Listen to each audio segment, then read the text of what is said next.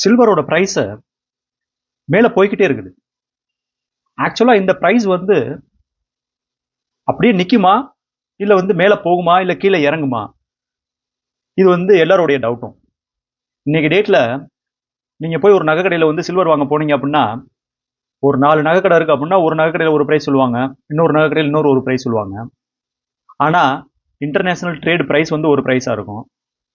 அதை காட்டிலும் வந்து அதிகமாக வைப்பாங்க. ஏன் இந்த நிலைமை வருது அப்படின்னா, டிமாண்ட் அதிகம்.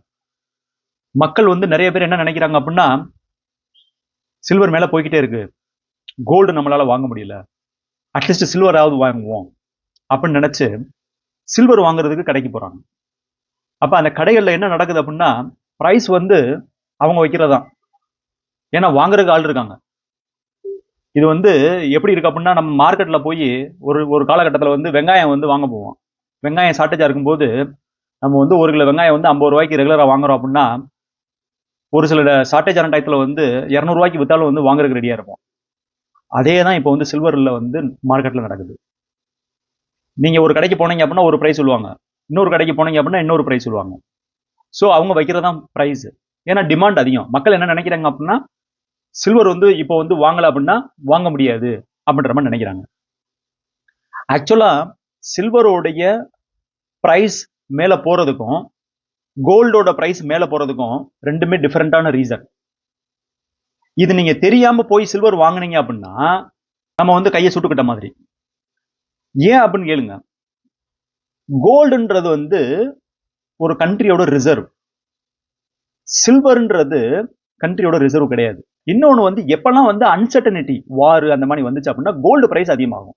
ஏன்னா மற்ற எல்லா கரன்சியும் வந்து கம்மியாகும், வேல்யூ போயிடும், கோல்டுக்கு வந்து வேல்யூ அதிகமாயிரும். ஆனா இந்த லாஜிக் வந்து நீங்க வந்து சில்வர்ல அப்ளை பண்ணக்கூடாது. எந்த ஒரு சென்ட்ரல் பேங்க்குமே சில்வரை வந்து கரன்சி அப்படின்னு சொல்லி வாங்க மாட்டாங்க. ஏன் வாங்க மாட்டாங்க அப்படின்னா, கரன்சி வேற, இது வேற, ரிசர்வ் கரன்சி வேற. அப்ப எதனால வந்து சில்வர் வந்து இவ்வளவு தூரத்துக்கு ரேலி ஆகுது அப்படின்னு சொல்லி கேட்டீங்க அப்படின்னா, இந்த ரேலி வந்து நிலைக்குமா அப்படின்னு சொல்லி கேட்டீங்க அப்படின்னா வாய்ப்புகள் ரொம்ப ரொம்ப கம்மி. ஏன் சொல்லி கேட்டீங்க அப்படின்னா, சில்வர் வந்து ஹிஸ்டரியில 2 தடவை வந்து மேல ஏத்தி கீழே இறக்கி விட்டுருக்காங்க. இப்ப பாத்தீங்க அப்படின்னா சில்வரோட சார்ட் பார்ப்போம். ஆக்சுவலா வந்து இந்தியன் ருபீஸ்ல வந்து சில்வரோடைய சார்ட் வந்து ஹிஸ்டரி சார்ட் வந்து நம்மகிட்ட வந்து கரெக்டான டேட்டா கிடையாது. அதனால நான் வந்து யூஎஸ்டி சார்ட்டை வந்து நான் வந்து ரெஃபர் பண்றேன். ஆல்மோஸ்ட் நம்மளுடைய பிரைஸும் அதே மாதிரி தான் இருக்கும், பிளஸ் நம்ம வந்து இன்ஃபிளேஷன் ஆட் பண்ணிக்கலாம். இப்போ நீங்க பாத்தீங்க அப்படின்னா 1978 $4.6 இருந்துச்சு. அது என்ன பண்ணாங்க அப்படின்னா 1980 வந்து $35 $36 எடுத்து கொண்டு போய் வச்சாங்க. திருப்பி பாத்தீங்க அப்படின்னா 1982 டாலர் வந்து திருப்பி $5 கொண்டு வந்தாங்க. அப்ப யாராவது நீங்க வந்து இன்வெஸ்ட்மெண்ட் பண்ணிருந்தீங்க அப்படின்னா, எப்ப மேல போகும்போது இன்வெஸ்ட்மெண்ட் பண்ணிருந்தோம் அப்படின்னா கீழே இறக்கி விட்டது பாத்தீங்க அப்படின்னா $36 இருந்து $5 நம்ம இன்வெஸ்ட்மெண்ட் பண்ணோம் அப்படின்னா அப்படியே என்டையர் கேபிட்டலே போயிருச்சு. இப்ப இதுவே வந்து சேம் பேட்டர்ன்ல எப்ப நடந்துச்சு அப்படின்னா 2011 நடந்திருக்கு. அதனுடைய பிரைஸ் பாருங்க, 2009 வந்து $10 இருந்துச்சு, 2011 வந்து $50 எடுத்துட்டு கொண்டு போனாங்க. திருப்பி பாத்தீங்க அப்படின்னா 2015 $13 கொண்டு வந்துட்டாங்க. இந்த பிரைஸ் பேட்டர்ன் வந்து உங்களுக்கு வந்து கோல்டுல தெரியாது. அப்ப இதுலயே வந்து தெளிவா தெரியுது, கோல்டு வந்து வேற, சில்வர் வந்து வேற. சில்வர் வந்து மெயின் பர்பஸ் வந்து இண்டஸ்ட்ரியோட யூஸ். அப்ப இண்டஸ்ட்ரியோட யூஸ் அப்படின்னு சொல்லி பார்க்கும்போது இப்ப நீங்க சில்வரை வந்து இன்னைக்கு டேட் பாத்தீங்க அப்படின்னா திருப்பி வந்து $50 எடுத்து கொண்டு போயிட்டாங்க. இப்ப சில்வருடைய இண்டஸ்ட்ரி யூஸ் எங்க வந்து உங்களுக்கு அதிகமா இருக்கு அப்படின்னு சொல்லி கேட்டீங்க அப்படின்னா, மொத்தமான சில்வர் வந்து ஆல்மோஸ்ட் 1000 மில்லியன் அவுன்ஸ் வரைக்கும் நம்ம வந்து மைனிங் பண்ண முடியும். மைனிங் வந்து சில்வர் வந்து பண்ண முடியும். இப்ப அந்த மைனிங்கோட ஓவரால் ஆக்சுவலி கன்சம்ஷன் பாத்தீங்க அப்படின்னா ஆல்மோஸ்ட் 58% எங்க போகுது அப்படின்னா இண்டஸ்ட்ரி யூஸுக்கு போகுது. அதுல வந்து சோலாருக்கு மட்டும் 20% வந்து சோலாருக்கு மட்டும் போகுது. ஏன்னா இப்ப ரீசெண்டா வந்து நம்ம வந்து சோலார் யூஸ் பண்ண ஆரம்பிச்சிட்டோம். நிறைய வந்து சோலார் வந்து ஜென்ரேஷன் ஆகுது. அப்ப சோலார் பேனல்ல வந்து அலுமினியம் வந்து இது வந்து சில்வரை வந்து யூஸ் பண்றாங்க. அப்ப சில்வர் வந்து சோலார் பேனல் யூஸ் பண்ணும்போது அதனுடைய யூஸ் வந்து ரொம்ப அதிகமாகுது. இன்னமும் வந்து சோலார் பேனல் அதிகமா வந்து மேனுஃபேக்சர் பண்ணக்கூடிய வாய்ப்புகள் அதிகம்ன்றனால அதனுடைய யூஸ் வந்து அதிகமாகுது. இதை தவிர எங்க யூஸ் ஆகுது அப்படின்னா எலக்ட்ரிக்கல் எலக்ட்ரானிக்ஸ்ல பாத்தீங்க அப்படின்னா 21% வந்து எலக்ட்ரிக்கல் அண்ட் எலக்ட்ரானிக்ஸ்ல வந்து யூஸ் பண்றாங்க.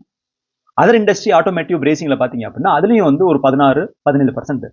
ஆக மொத்தம் டிஃபென்ஸ், எலக்ட்ரிக்கல், சோலார் இது எல்லாத்தையும் பாத்தீங்க அப்படின்னா 60% வந்து ஒரு வருஷத்துக்கு உண்டான மைனிங் வந்து 60% வந்து அங்கதான் போகுது.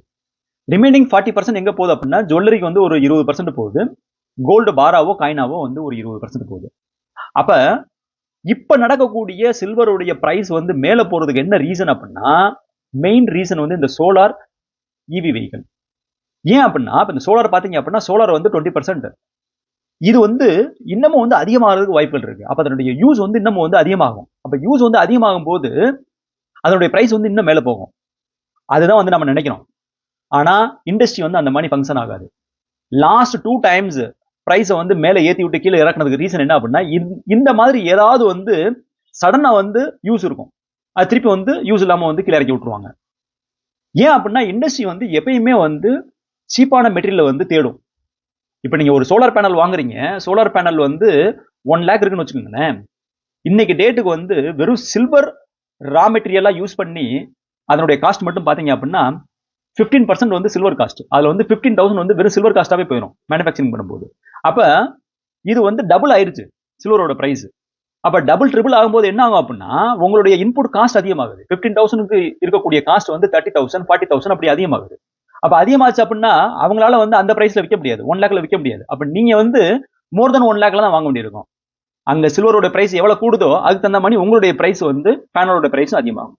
அப்ப என்ன ஆகும் அப்படின்னா எப்பயுமே மேனுஃபேக்சரிங் பண்ணும்போது அந்த ப்ராடக்ட் வந்து சீப் பிரைஸ் கொண்டு வரதுக்கு ட்ரை பண்ணுவாங்க. அப்ப என்ன ஆகும் அப்படின்னா சில்வருக்கு பதிலா வேற மெட்டீரியல் யூஸ் பண்ண ஆரம்பிப்பாங்க. சில்வருடைய யூஸ் என்ன? கண்டக்டிவிட்டி. அப்ப கண்டக்டிவிட்டி ஒன்லி சில்வர் மட்டும் தான் பண்ணுமா? ரிசர்ச் வந்து நிறைய ரிசர்ச் பண்றாங்க. இப்ப நீங்க பாத்தீங்க அப்படின்னா ஸ்டிக்கி சோலார் பவர் அந்த கம்பெனி என்ன பண்றாங்க அப்படின்னா already alternative to silver in solar panel அவங்க வந்து டெவலப் பண்ண ஆரம்பிச்சிட்டாங்க. இது வந்து ஆல்மோஸ்ட் கமர்ஷியல் ஸ்டேஜ்ல இருக்குது. இப்ப சில்வர் வந்து சோலார் பேனல்லே டிஃபரெண்ட் சோலார் பேனல் இருக்கு டெக்னாலஜில. இப்ப ஹெட்ரோ ஜங்ஷன் அது வந்து ஒரு விதமான பேனல், டாப்கான் அது ஒரு விதமான பேனல், பிஇஆர்சி அது ஒரு விதமான பேனல். இப்ப இது உள்ளேயே சில்வருடைய யூஸ் வந்து டிஃபரெண்டா இருக்குது. 22 மில்லிகிராம் பெர் வாட்டர், பிஇஆர்சில வந்து 10 மில்லிகிராம் பெர் வாட்டர். ஸோ இதுல வந்து குறைச்சிருக்காங்க. ஆல்மோஸ்ட் இந்த டெக்னாலஜில வந்து ஆல்மோஸ்ட் குறைச்சிட்டாங்க. இது வந்து இப்ப டெவலப்மெண்ட் நடந்துகிட்டு இருக்குது.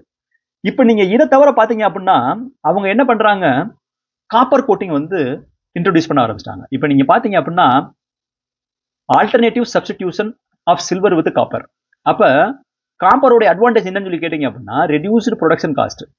சில்வர் ப்ரொடக்ஷனுடைய காஸ்ட்டுக்கும் காப்பருடைய ப்ரொடக்ஷன் காஸ்ட்டுக்கும் பாத்தீங்க அப்படின்னா ரொம்ப கம்மி. அப்ப என்ன ஆகும் அப்படின்னா நம்ம வந்து சில்வர் வந்து இன்புட் மெட்டீரியலா யூஸ் பண்றதுக்கு பதிலாக காப்பரை யூஸ் பண்ணோம் அப்படின்னா பிரைஸ் ரொம்ப கம்மியா இறங்கிடும். Abundance of raw material. Silver வந்து எப்படி அப்படின்னா அந்த அளவுக்கு வந்து அதிகமா இருக்காது, ஆனா காப்பர் வந்து ரொம்ப அதிகமா வந்து கிடைக்கும். Environment friendly also copper. அப்ப இருக்கும்போது ஏன் வந்து காப்பரை வந்து நம்ம வந்து யூஸ் பண்ணல அப்படின்ற ஒரு கொஸ்டின் வரும். இவ்வளவு அட்வான்டேஜ் இருக்கும்போது காப்பர் நம்ம வந்து ஏன் யூஸ் பண்ணல அப்படின்னு சொல்லி. ஆக்சுவலா பாத்தீங்க அப்படின்னா பெஸ்ட் கண்டக்டிவிட்டி அப்படின்னு சொல்லி பாத்தீங்க அப்படின்னா டாப்பா இருக்கிறது வந்து சில்வர் தான், அதுக்கப்புறம் தான் வந்து காப்பர் வரும். இப்ப காப்பருக்கு அடுத்து வந்து அலுமினியம் இருக்குது. இப்ப அலுமினியம் என்ன பண்றாங்க அப்படின்னா அதுலயும் கூட ரிசர்ச் பண்றாங்க. இப்ப நீங்க பாத்தீங்க அப்படின்னா study finds effective pathway to replace silver contacts with aluminium to lower top on cost. So research வந்து பயங்கர லெவல்ல நடந்துகிட்டு இருக்குது. அப்ப இந்த ஹை காஸ்ட்ல வந்து சோலார் பேனல் வந்து மெயின்டைன் பண்றது கஷ்டம். இந்த காஸ்ட்ல வந்து அவங்க வந்து வர்த்தகம் செய்யறது கஷ்டம். அப்ப அதனுடைய காஸ்ட்டை குறைக்கிறதுக்கு நிறைய வழிகள்ல வந்து ரிசர்ச் போய்கிட்டே தான் இருக்கும். எப்பயுமே வந்து ஒரு காஸ்ட் வந்து உலக லெவல்ல வந்து அதிகமாகுது அப்படின்னா அதை வந்து ஏற விட மாட்டாங்க. இண்டஸ்ட்ரி ஏதாவது ஒரு சயின்ஸ் பேஸ்ல வந்து ரிசர்ச் பண்ணி அதனுடைய காஸ்ட்டை கம்மி பண்றதுக்கு, ப்ராடக்ட் காஸ்ட்டை கம்மி பண்றதுக்கு ஆல்டர்னேட்டிவ் எடுத்துட்டு வந்துருவாங்க. இப்ப பாத்தீங்க அப்படின்னா சில்வருடைய இந்த ரேலி வந்து எதுக்கு அப்படின்னா சோலார் பேனல்ல இதனுடைய யூஸ் அதிகமாகுது, இவியோட இதனுடைய யூஸ் அதிகமாகுதுன்றதுனால கம்மியா இருக்குது, சப்ளை கம்மியா இருக்குது, டிமாண்ட் அதிகமா இருக்குது. இந்த ஒரு ரீசனுக்காக பிரைஸை வந்து இந்த அளவுக்கு ஏத்தி கொண்டு போறாங்க. இதே தான் வந்து லாஸ்ட் 2 டைம் வந்து பிரைஸை ஏத்திட்டு இறக்கி விட்டுருக்காங்க. இந்த வட்டம் பிரைஸ் வந்து அப்படியே நிக்குமான்னு சொல்லி கேட்டீங்க அப்படின்னா வாய்ப்புகள் ரொம்ப ரொம்ப கம்மி. ஏன்னா ஆல்ரெடி வந்து ஆல்டர்னேட்டிவ் கண்டுபிடிக்க ஆரம்பிச்சிட்டாங்க. ஆல்டர்னேட்டிவ் வந்துருச்சு, ஆல்மோஸ்ட் வந்து ஃபினிஷிங் ஸ்டேஜ்ல இருக்குது. பீப்புள் வந்து யூஸ் பண்ண கூட ஆல்ரெடி ட்ரையல்ல வந்து கொடுக்க ஆரம்பிச்சிட்டாங்க. அப்ப இந்த பிரைஸ் ஏற்றம் வந்து நிக்குமான்னு சொல்லி கேட்டீங்க அப்படின்னா வாய்ப்புகள் கம்மி. இப்ப இதுல ரெண்டாவது விஷயம் கேட்டீங்க அப்படின்னா மைனிங் காஸ்ட். சில்வர் நீங்க வந்து மைனிங் பண்ணலாம். இப்ப சில்வரை மைனிங் பண்ணும்போது எப்படி வந்து மைனிங் பண்ண முடியும் அப்படின்னா, மைனிங்கோட காஸ்ட் வந்து எஸ்டிமேஷன் எவ்வளவு வருது அப்படின்னா $12 இருந்து $15 இல்லைன்னா $16 தான் வருது. அப்ப இப்ப இருக்க $50 எங்க இருக்குது, மைனிங் காஸ்ட் வந்து $15 எங்க இருக்குது, இவ்வளவு கேப் இருக்குது. அப்ப மைனிங் வந்து ரொம்ப ஃபாஸ்டா பண்ண ஆரம்பிச்சிட்டாங்க, அதிகமா வந்து மைனிங் வந்து பண்ணக்கூடிய வாய்ப்புகள் இருந்துச்சு அப்படின்னா அந்த இடத்துலயும் வந்து பிரைஸ் வந்து கம்மியா இருக்க வாய்ப்பாகும். ஸோ மைனிங் காஸ்ட்டுக்கும் ப்ரொடக்ஷன் விற்கிற காஸ்ட்டுக்கும் ரொம்ப டிஃபரன்ஸ் இருக்கு. அப்ப லாபம் அதிகம். அப்ப அங்க வந்து மைனிங் வந்து ரொம்ப அதிகமா பண்ணக்கூடிய வாய்ப்பு இருக்கு. ஆனா இது உடனே பண்ண முடியுமான்னு சொல்லி கேட்டீங்க அப்படின்னா வாய்ப்புகள் வந்து கொஞ்சம் கம்மி. ஏன்னா மைனிங் வந்து ரொம்ப பெரிய ப்ராசஸ், அது வந்து இயர் டு இயர் தேவைப்படும். சில்வரோ கோல்டோ நம்ம இன்வெஸ்ட்மெண்ட் பண்றது எப்படி இன்வெஸ்ட்மெண்ட் பண்றோம், நம்மளுடைய லைஃபுக்காக இன்வெஸ்ட்மெண்ட் பண்றோம். இப்ப நம்ம பெரியவங்க எல்லாமே வந்து என்ன சொல்லியிருக்காங்க, மண்ணுல போடு இல்ல பொண்ணுல போடுன்னு சொல்லியிருக்காங்க. யாராவது வந்து சில்வர்ல போடுங்கன்னு சொல்லி சொல்லியிருக்காங்களா? கொலுசு சின்ன சின்ன பாட்டை தவிர வேற எங்கேயாவது நம்ம வந்து சில்வர் வாங்கியிருக்கோமா? இப்ப என்னைய கேட்டீங்க அப்படின்னா சில்வர் இன்வெஸ்ட்மெண்ட் அப்படின்னு சொல்லி ஒரு நயா பைசா கூட நான் போட்டது கிடையாது. சில்வர் பாரோ சில்வர் காயினோ எதுவுமே போட்டது கிடையாது. ஏன் அப்படின்னா சில்வர் வந்து ஒரு கரன்சி கிடையாது, ரிசர்வ் கிடையாது, ஒரு இன்வெஸ்ட்மெண்ட் கிடையாது. எல்லா வேர்ல்டு பேங்குமே கோல்டு தான் வாங்குவாங்க, சில்வர் வாங்க மாட்டாங்க. இது எல்லாத்தையும் தெரிஞ்சுட்டு நீங்க வந்து சில்வர் வாங்குறீங்க அப்படின்னா நீங்க வாங்குங்க. ஏன்னா பிரைஸ் வந்து போகும், போயிட்டு திருப்பி வந்து கீழே வரும்போது நீங்க வந்து உங்களுக்கு தெரிஞ்சு நீங்க வெளியே வந்துருங்க. இல்ல அப்படின்னா நான் இன்வெஸ்ட்மெண்ட் பண்றேன், கோல்டுக்கு பதிலா வந்து சில்வர் இன்வெஸ்ட்மெண்ட் பண்றேன் அப்படின்னு சொல்லி பண்ணாதீங்க. ஏன் அப்படின்னா சில்வர் வந்து பிரைஸ் கீழே இறங்குறதுக்கு உண்டான வாய்ப்பு ரொம்ப பிரகாசமா இருக்குது. இந்த ரீசன்லாம் பாத்தீங்க அப்படின்னா சில்வருக்கு வந்து பிரைஸ் கீழே விழுகிறதுக்கு வாய்ப்பு அதிகம். ஸோ இதுல போய் வந்து மாட்டிக்கிறாதீங்க, காசை வந்து கரியாக்கிறாதீங்க. இது வந்து லாட்டரி டிக்கெட் மாதிரி வந்து விளையாடாதீங்க.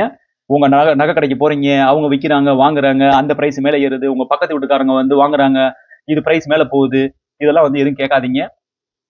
லாங் டேர்ம்ல ப்ராப்ளம்ல வந்து மாட்டக்கூடியது நம்மளா தான் இருக்கும். ஏன்னா ஹிஸ்டரி வந்து கரெக்டா சொல்லுது, 2 தடவை வந்து பிரைஸை மேல ஏற்றி கீழே இறக்கி விட்டுருக்காங்க. ஸோ இதெல்லாம் பாத்தீங்க அப்படின்னா இந்த ஃபேக்ட் எல்லாம் வச்சு பாத்தீங்க அப்படின்னா ஆல்டர்னேட்டிவ் ஆல்ரெடி டெவலப் ஆயிருச்சு. இதெல்லாம் வச்சு பாத்தீங்க அப்படின்னா சில்வருடைய பிரைஸ் கீழே வர்றதுக்கு உண்டான வாய்ப்பு ரொம்ப பிரகாசமா இருக்கு. தேங்க்யூ ஃபார் வாட்சிங்.